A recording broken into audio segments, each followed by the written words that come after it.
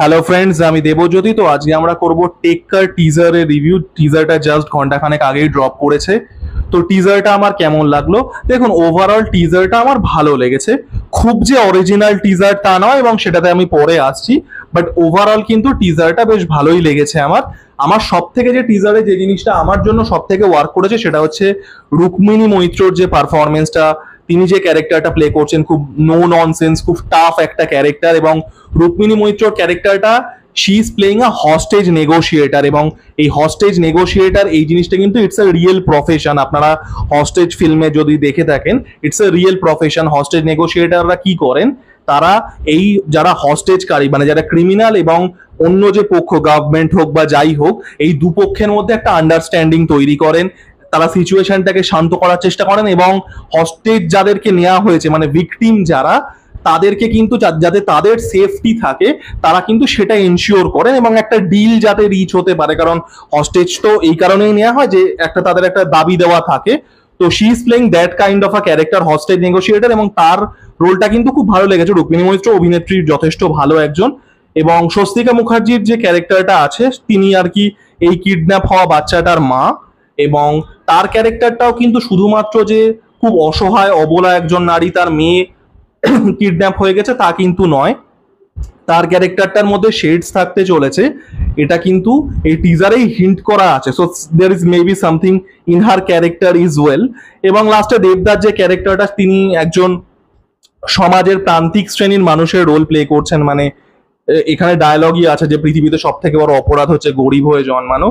তো এই সিনেমাটাতে একটা থিম তো অবশ্যই ছিল যে যে আর কি, যে দেবদা মানে সমাজের এমন একজন মানুষের গল্প বলবেন, মানে যে চাকরি পায়নি বা সমাজের প্রান্তিকতম শ্রেণীর মানুষের কথা। তো সেটা কিন্তু ভালো লাগছে, দেবদা পারফরমেন্স ভালো। তো ওভারঅল টিজারটা আমার ভালো লেগেছে। দারুণ কিছু টিজার নয়, বাট ওভারঅল কিন্তু টিজারটা ভালো। গল্পেরও আমরা একটা আউটলাইন পেয়ে যাচ্ছি। টুইস্ট কি হতে পারে দেখুন, একটা খুব যদি লিনিয়ার ওয়েতে স্টোরিটা ফলো করে, তাহলে একটা হতেই পারে যে Swastika Mukherjee is somehow involved in her daughter's hostage, এবং কোথাও গিয়ে মানে daughter's kidnapping and eventual the hostage situation that it becomes. এবং কোথাও গিয়ে দেবদার যে ক্যারেক্টারটা, তাকে ম্যানিপুলেট করা হচ্ছে। যেহেতু এই মানুষটা একজন ডেসপারেট মানুষ, সমাজের প্রান্তিক শ্রেণীর, তার অর্থ কষ্ট আছে বা তার অন্য কোনো রকমের ক্রাইসিস থাকতে পারে, সেটাকে এক্সপ্লয়েট করে স্বস্তিকা মুখার্জির ক্যারেক্টারটাই আর কি এই পুরো কিডন্যাপিংটা করিয়েছেন। এবং তাছাড়া অন্য টুইস্টও থাকতে পারে। আমার এটা মনে হলো, যদি লিনিয়ার ওয়েতে আমি যেভাবে টেক্কা যে টিজারটাকে কাটা হয়েছে সেটা আমি যদি ফলো করি, তো সেটা আবার অন্য হতে পারে। এবার আমি আসছি হচ্ছে, টিজারটা কি অরিজিনাল? আনফর্চুনেটলি না, কারণ টিজারটার মধ্যে দুটো হলিউডের সিনেমা, একটা হচ্ছে দ্য নেগোশিয়েটার, যেটা স্যামুয়েল এল জ্যাকসন এবং কেভিন স্পেসির খুব আন্ডাররেটেড একটা সিনেমা, আপনারা দেখতে পারেন, one of the best hostage films. এবং তার সাথে সাথে ইনসাইড ম্যান, যেটা ওয়েল নোন সিনেমা, একটা ডেনজেল ওয়াশিংটন, জোডি ফস্টার আছেন স্পাইক লির ডাইরেকশনে।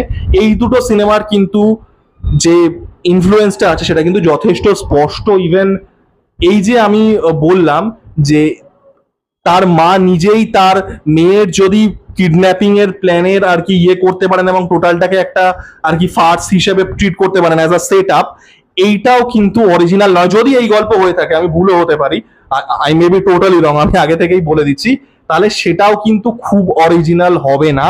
সেটাও কিন্তু ডেনজেল ওয়াশিংটনেরই আরো একটা সিনেমা ম্যান অন ফায়ার থেকে এক্স্যাক্টলি ওই টুইস্টটাই ছিল। যদি এটা ওই টুইস্টই হয়ে থাকে, if my guess is correct, যে স্বস্তিকা মুখার্জি আর কি সবকিছুর পেছনে আছে এবং তিনি নিজের যে মেয়ের কিডন্যাপিংটা স্টেজ করছেন। তো দেখা যাক।